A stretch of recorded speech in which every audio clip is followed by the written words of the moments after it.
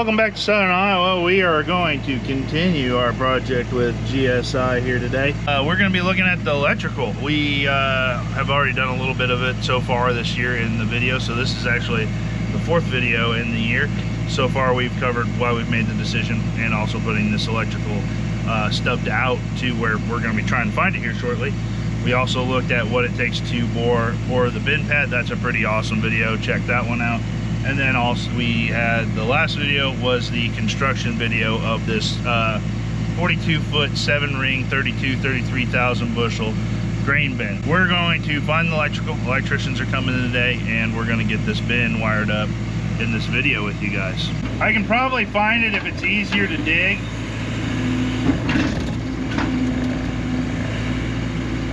Like, see how that was easy?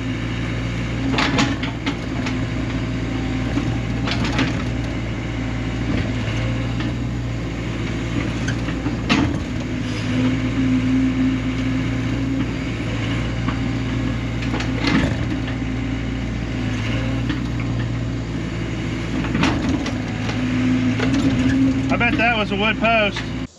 Good news, I found my wooden post that I broke off on accident when I was building the bin, so we're off to a fiery start.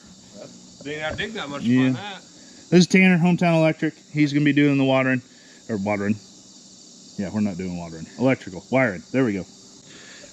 What do you think the play is? Do you think we should go that way and put it underneath the stairs, or my initial thought was just to go straight to here, because then if I need to bring everything else in around, it's easier and I'm not dealing with the fan. That's what I do, right in there somewhere.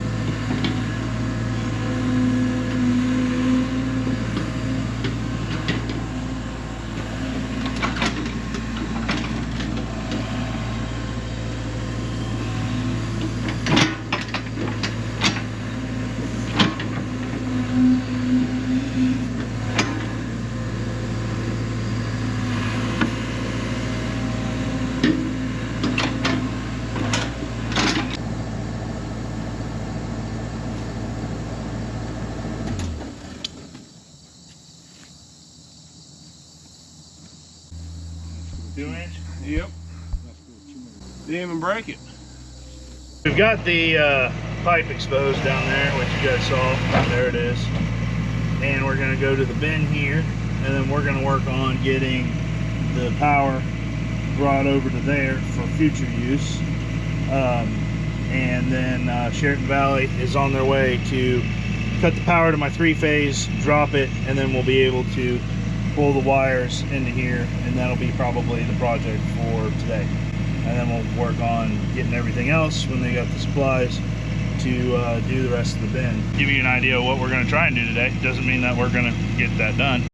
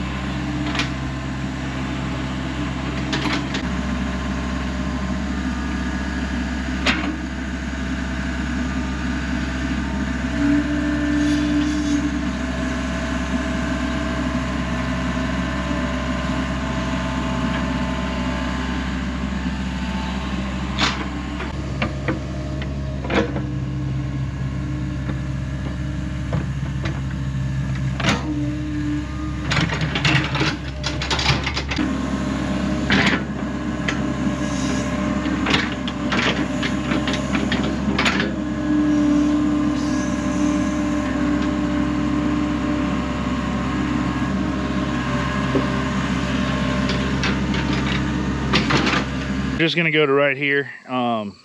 This gets it past the bin, and then if another bin gets built right there, I can then catch on to it, send the service to that or to the next one.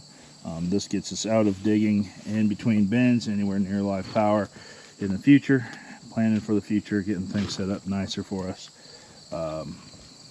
Yeah, Got a little trench to lay the pipe in. Tanner's taking off to go get the wire and stuff, and they'll actually come back tomorrow to have everything for the box and stuff. But we'll take you guys through this process. He left me his hot box here. This is better than the way that we were going to do it last time. Or we did it last time, which was with a pipe and stuff. So this just has a heating element in there. It'll heat up the box so we can bend it, because we got to come around this corner here right past my feet. And then we'll have to put a nice gentle bend into it going up the hill that way. So we'll get it laid out right-ish. Missed this bend here, but the Sheraton Valley boys, they pulled up already. That's pretty dang quick. Within 2 hours they're going to be here, get me disconnected, so that tomorrow they can pull the power, pull the wire. How do you bend this without burning yourself?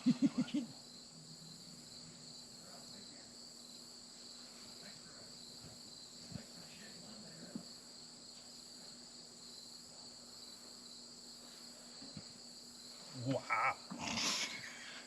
A little bit. We don't want to get it too. All right, pull your shovel out some more.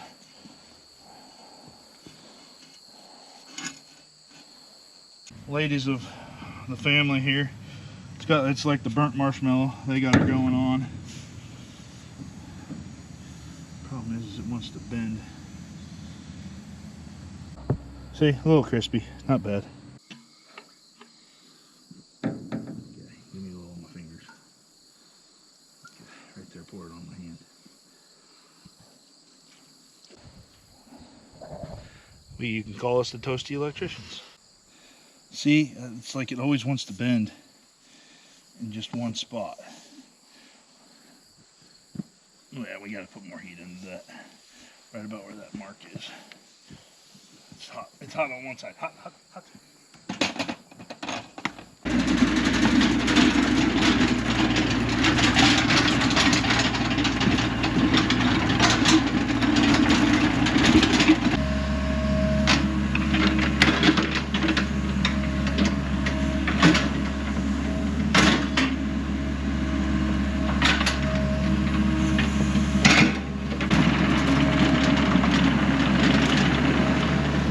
Future Ben, I know you're going to watch this video and you're going to want to know you have 2-inch conduit buried.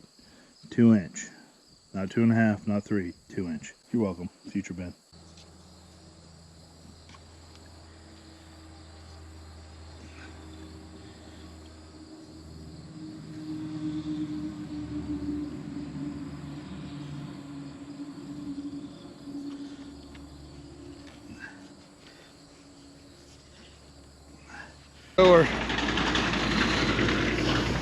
We got the pipe all laid in. He's got this almost backfilled. Once he gets this all backfilled, he's going to come around and dig another 10 foot. We'll put this last stick on it and mark the end of it. T-post is at the end of the pipe.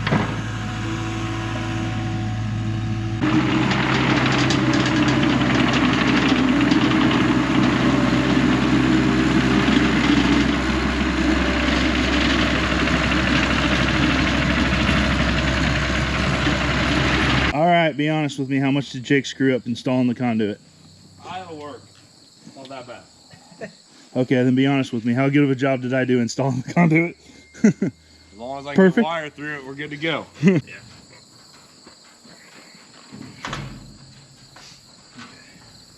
can put your foot on. That's what I got here. Let me slide this. Oh, there she went. You take this door off. Well, I'll take that door off this side over there, Jim. There we go. Got it. Grab that. So the next thing they're working on is getting a rope through these conduits here, so they can pull to the service, which this whole box is turned off. Transformer's turned off. Put the little rope through and then the big rope and then pull everything else through. Yep. So that whole deal was actually on a YouTube video about like putting that whole pad and everything in there. I got the plan. way 2-3 years ago. Strings here.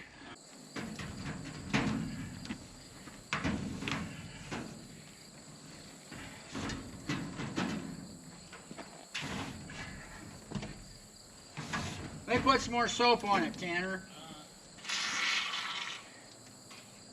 This water smells so great coming out of this rope factory. All right, ready, Jim? Yeah. 1, 2, 3. There it is. There it goes. As we got the wire pulled, we were on the GSI website, and they had an article about being prepared to put grain into storage and what some of those steps are. So I figured kind of go over some of them with you and some of the things that we do. A little dark in here because it's a grain bin. But first thing you're gonna do, look and make sure that the floor is relatively clean. We sweep actually behind the sweep auger, and this bin's gonna get beans into it. So the little bit of beans in the sump are no issue. So step one, make sure the grain bin is clean. Done. Next thing we're gonna do is we have the grain view system in this bin here. So we have to tie down all the sensor cables with some fishing line. Really don't have to be secured really well. The sweep auger will cut them. All you have to do is get them secured enough so that when the grain starts flowing on them, it doesn't push them out to the wall. But as we're in here, I noticed that the sump is open. That happens every now and then. And I noticed the sweep stop is up. The other thing you want to make sure is that your sweep auger is disengaged, because usually the last thing that you did was sweep the bin out. So there's a chance that your sweep auger is engaged. Turn your sweep auger on with the full bin is a no-go. Next thing you need to do is grease and oil chains. We don't have any chains, but we do have a couple of pillow block bearings here that we need to grease. Then also inspect for safety shields. This one is off of the bottom of this one, should be replaced. And then another thing that always seems good to do is to pull the dump plates off of, if you have vertical augers and things like that, and get it cleaned out, because that grain could have been sitting there in the part where it doesn't pick it up for a long time, be rotten, and the first thing you go to do is to unload the bin, and you'll have rotten grain and stuff in there. So remove the inspection covers, clean out the grain that shouldn't be in there, start clean. Belt tension on your pulleys, anything else that might have worn a little bit. Everything, look at your electrical, see if there's anything that looks like a mouse has chewed on it or anything along those lines. In these bins, that's kind of a little bit harder to do, but you know, when you're ground grain in a grain facility, rodents like the food, so naturally they would like to make a nest near the food. So check for that. Another thing you should do is check your spreaders, see if there's a bird's nest in the spreader. Check all your vents, see if there's any bird's nests or anything in your vents. Make sure your vents are clean so you have good airflow. Check your fans out. Oh, look at this, see? Found a problem. Right now the fans, since this also has the grain view system, you get an auto or a manual selection. Right now it is an off selection, so won't turn on. And then the last thing that we would do right before we put grain into it is to treat your bin for pests.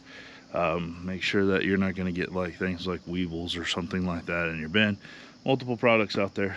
Do your research, see what's in your area that you might want to do to make sure that you keep high quality grain. A few quick, I don't know, I've been here for like 5-10 minutes, just doing a quick little walk around and inspection. Hit a couple of grease zerks, and the grain bin is ready to go. So after that grain preparation deal, well, they're back here today. I've been off trying to get some harvest get going.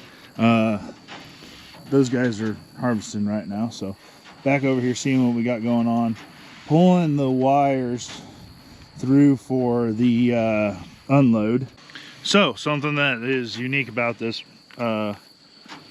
electrical deal that we have going on right now is well, I just gotta go show you. My 3-phase power is industrial 3-phase, or that's kind of what they call it. It's 277 480. It's just supposed to be better for your motors and everything like that. Hey Jim, what is the other 3-phase called? What's the standard 3-phase? 12208.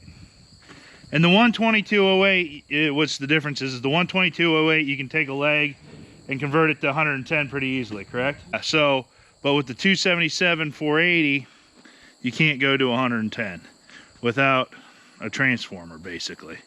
So what we've got in this box now is a $1,500 transformer. So I'm gonna have a 110 panel up here, 100 amp, 110 volt panel, correct? Yes, that's right. 100 amp. So I need the 110 to start all the three-phase motors. Coil on a starter is 110. Which over on the wet bin, back over there, they just have like what would that be called? That little low amperage 110 thing. Oh, that's just step down transformer. It's just a really low amp one. Yeah, yeah. So, which I could probably go show you that too. There's the 110 transformer right there. We would have been using that on this bin most likely, except for one thing happened. And the thing that happened is if you guys can see up there, right there, that thing that spins around and slings the grain around in there, I ended up with a spreader on this bin. I thought that I ordered the one without the spreader. I don't know. I looked at it and it did have the spreader on the invoice. I thought I got it deleted off of there, but anyways, I got a spreader in there. And with that step down, it won't work because that spreader is going to pull a load.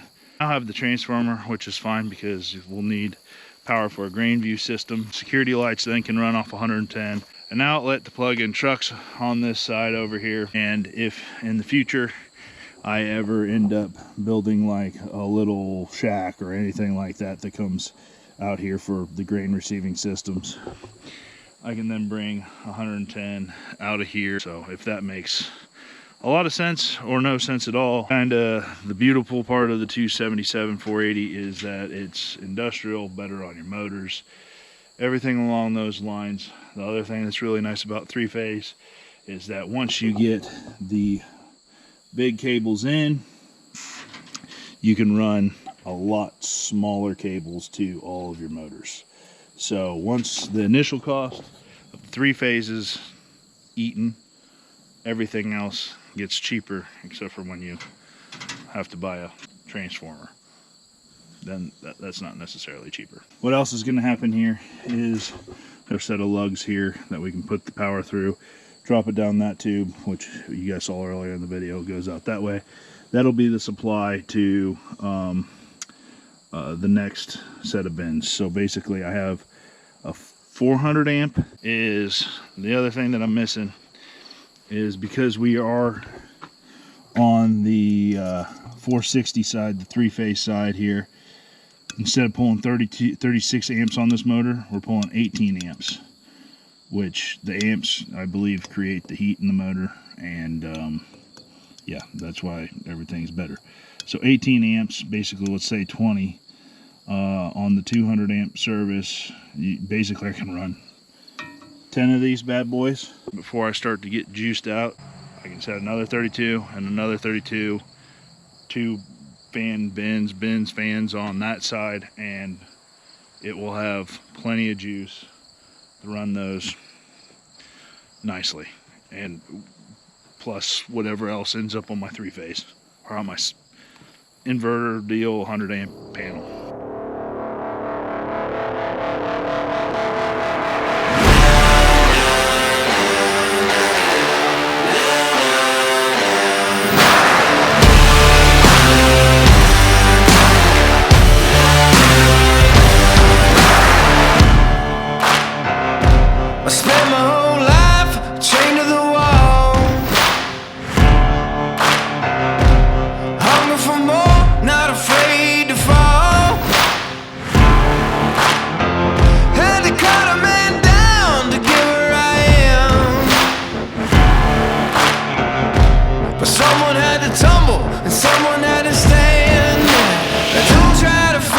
Nothing you can do, and I'm gonna run all over you. It's too late to try, there's nothing you can do. I'm gonna run all over you. I'm looking for new blood.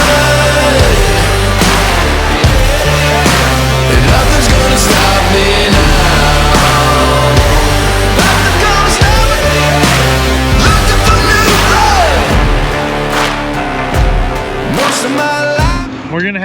110 here on the side of the bin, so that over here, if I need an extension cord, we got one. And we'll have 110 on the side of this box. I do like how they've decided to use like an emergency stop button for the unload, because it seems way more like the connector seems better, if that makes sense, versus a dial or a push button. So pull at the start, push at the stop, plus you can shut it off really quick and easy. I think I like that. I really do kind of like that. So then all the conduit that have decided to go around this bin is to use aluminum. So it's really nice and easy to bend going around the bin. And then the other thing is that we're not going to have to worry about it rusted. So we've had steel on, I think that bin, the oldest bin here, had steel on it. It's bending there, cracking threads. That's not ideal. But we've also had it where, there, that's what we changed out for this light. That light had gotten moisture into it and it rusted out and caused all kinds of issues. Well, we've gone with aluminum on every bin ever since we've started putting aluminum on them. It's easier to work with, and longevity should be better. But they're gonna run the conduit and stuff. When the project's done here in a second, we'll show you and give you the full walkthrough. Nothing's gonna stop me now. Nothing's gonna stop me. Looking for new hope.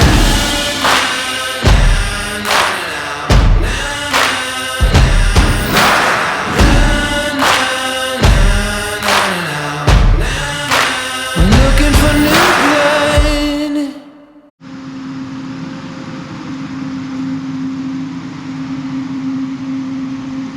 That finishes the electrical part of the project, other than the outlet that goes up to the spreader needs to be ran up there, but they'll wait until there's grain in there to get into it, instead of building scaffolding in the bin to get there. That means that this project is so close to being done. We've got one last thing, which will be in the next video, GSI video for you guys, is getting the grain view system installed into there. For some reason, if this is your first GSI video with us in this series, we've taken you from why deciding to build another grain bin this year, because I believe there's two things that are sure really good investments for you. One is a grain bin, and the other one is a tile as a young farmer, and that's two of the things that I invest heavily in, is grain storage and tile. With this one here, we have talked about, you see the one fan right over there and the other fan right there behind me, is that I'm really looking for a good way to be able to put some 19-ish, maybe a little bit wetter possibly, depending on where it is in the year, corn directly into these bins, and using the grain view system to dry down the corn with air, without having to use heat and stuff like that. Or, you know, I know there's a lot of guys that'll put 18% corn in their bins and just turn their fans on. I would feel very, very comfortable doing that in this bin as well. Or on the flip side of it, hydrate soybeans. We saw probably $7,000+ last year without even getting them to 13% before they were shipped off. But with the dry soybeans that everybody seems to be getting now, a system like this will be able to put money in your pocket by rehydrating and selling the water, because I'm hearing 8% soybeans already. So there's a lot of value there by getting your soybeans back up to the 13%. Hometown Electric did a real nice job here. We got it set up, we got the lights around it, so we have light everywhere. We're set up for the future, which has always been a plan for us here, to be able to continue to expand this project, where we can hook onto that right next year and continue that way. And actually, when one of the first videos you saw the power get brought to right here as well, or tubes get brought to right there, so we can continue that way as well. Like, we're gonna have a successful bin project, so it won't be too long until grain's going in there. Like I said, GSI video is coming up pretty soon. We talked about the three-phase here. One thing I think I may have forgotten to mention about the three-phase, for me, three-phase for a lot of guys are very expensive to get installed.